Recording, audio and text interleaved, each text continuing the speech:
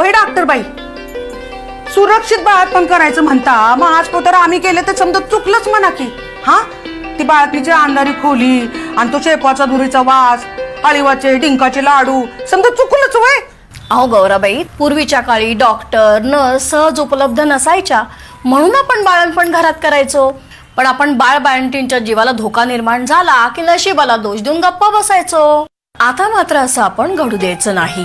गरोदरपणाची शंका आल्यावर लगेच निदान व्हायला हवं.